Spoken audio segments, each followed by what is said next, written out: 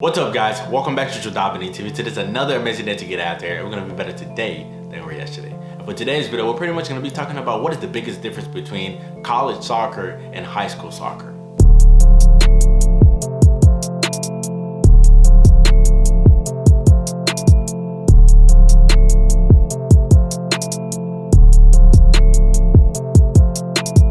So there's a lot of people who are still in high school right now and who are trying to prepare themselves or just be better prepared so that whenever they go to a university or an NAIA, JUCO college, you know, they can still be able to stand out. So what is the biggest difference, in my opinion, going from Klein Collins and coming to JodabeniTV? Well, first of all, the biggest thing that you see immediately is the intensity.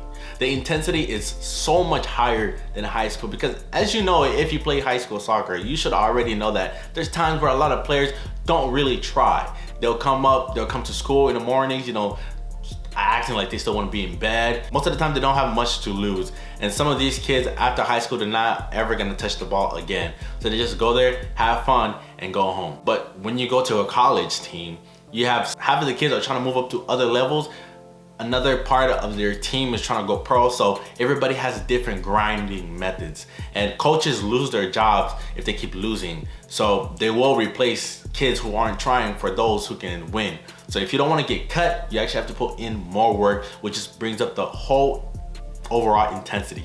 And then you'll play the really good teams that maybe they weren't better than your team, but maybe the intensity was just so much higher that your team couldn't do anything. And intensity is one of the biggest impacts in the matches that I see. And if your team may be good, but if your intensity is low, you're gonna get slept on. So I would say the biggest thing, you know, you gotta be able to switch on and off immediately when the game starts, and then until the game ends. Just gotta keep that high intensity. If you lose the ball, be the first one to win it. The second most important thing I think you should be, you know, really grab the grasp of is that whenever you go to any college that has a team, you have to understand a lot of these kids aren't, you know, mediocre. A lot of them, some of them were the best at their schools. If you think you're really good at your high school, just understand that some of these other kids maybe already played at a national team.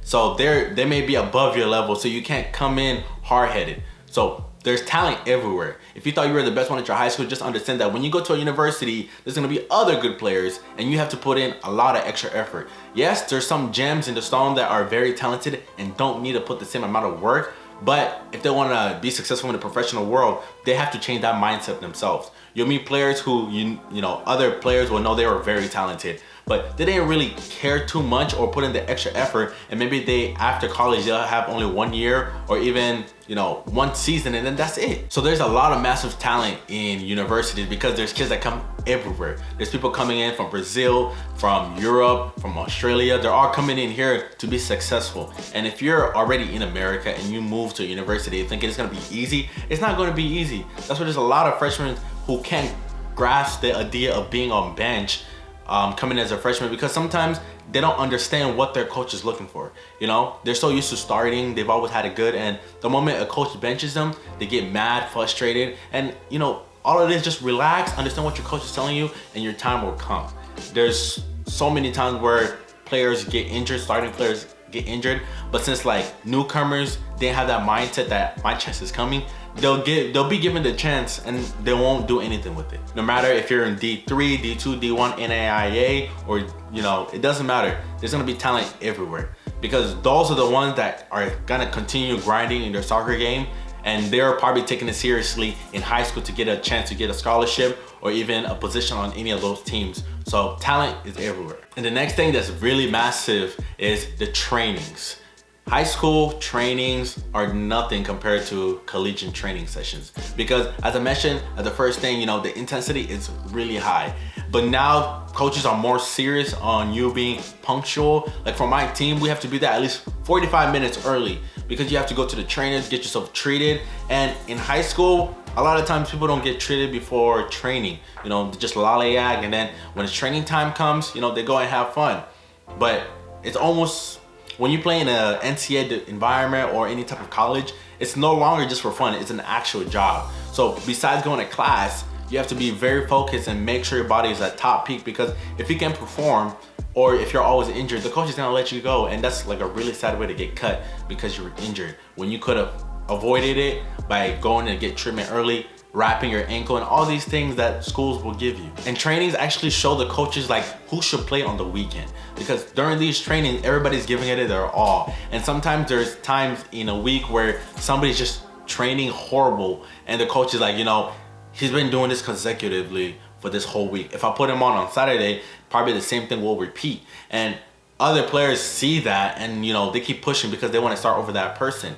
And it's very easy to get replaced if you're not putting in the extra work and taking care of your body, because the intensity will always be high. And if you get hurt in training, what was the point, you know? But if it was on you, like if you didn't take care of your body and you pulled your hamstring or something, or you just, you know, your ankles were weak and you stepped in a hole, and don't let yourself be a casualty from not taking care of yourself. So when you start playing in a college, you don't have a lot of free time, because besides going training and playing matches, you also have to focus on your academic side. Yes, it may be super annoying that you play a match, but then you gotta come home and study for your next test or an assignment the next day.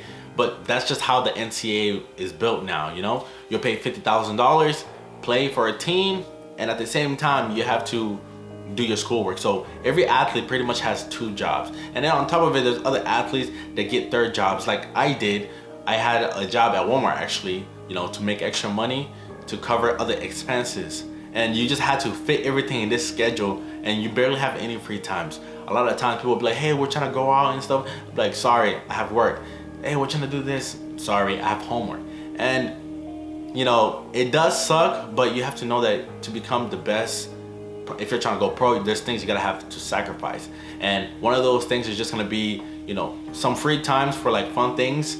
But I wouldn't say sacrificing your relationship, because relationship, in my opinion, like with your friends or those who you believe that can help you and you can help them, keeping those relationships strong are pretty much my #1 thing. And then, you know, you sacrifice things that aren't necessarily pushing you forward. But it doesn't mean, you know, you should ignore certain relationships, because some of them are very good. But yeah, if there's toxic relationship, people who are pushing you away from your goal, people who aren't, you know, giving you this good energy, there's nothing wrong with cutting them off. But you know the good ones that are there for you, you can try your best to be there for them, even though you have limited time. But even in all this, you're not gonna have a lot of free time. So your priority is, you know, focusing on your soccer, your academics, and just try to maintain those special relationships, because those are, you know, what drives us and keeps us sane. And the last thing I would say that is a big major difference between high school soccer and college soccer is the speed of play. The speed of play is just so much different than high school. High school soccer, sometimes when I watch it now, I'm just like, these games are so slow. You have college teams who are scrimmaging pro teams. You can't have a college team who's playing at a pace of a high school team expecting to be a pro team. My school, UCHRGV, we played the Toros early on this spring, and we actually beat them. The reason we beat them is because we actually were able to match their pace of moving the ball. We could match their pace of closing them down so we can win it in a counter attack, and we won 2-1. So we had 2 chances on goal, we scored both of them. And the speed, if you look on camera, it looks like 2 pro teams are playing, but we're a college team. So if you think you're a slow player and you're trying to, you know, play on a collegiate team, just be sure your first touch is really good, because your first touch is gonna help you so much just to have that extra moment of look. But if you spend 2 or 3 extra seconds fixing up your touch, then your options are gone, and you have to, you know, give the easy pass, but that's not gonna help your team move forward. So the speed of play is a big difference that's gonna separate collegiate kids with high school players.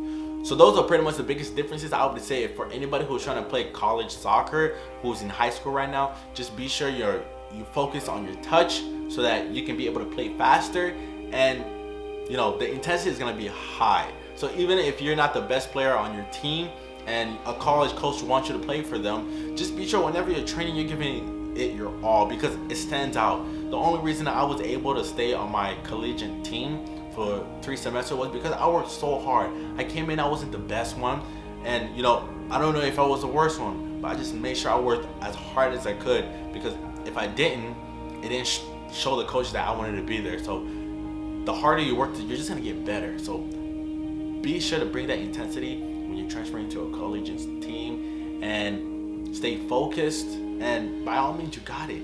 Anybody can do it. It's just put your heart into it. And there's gonna be some sacrifices you're gonna make. You're gonna have to start studying now to pass your classes, and that's all part of sacrifice. Sacrificing fun time to pass your classes, to train, and just to be on top of everything. So if you enjoyed the video, be sure to hit the like button, and I hope a lot of you guys out who are trying to make the transfer. And hey, if you transfer at a team, let me know in the comment section below if this video helped, or just let me know what college team you're trying to play on. All right, I'll see you guys in the next video. JodabeniTV is out.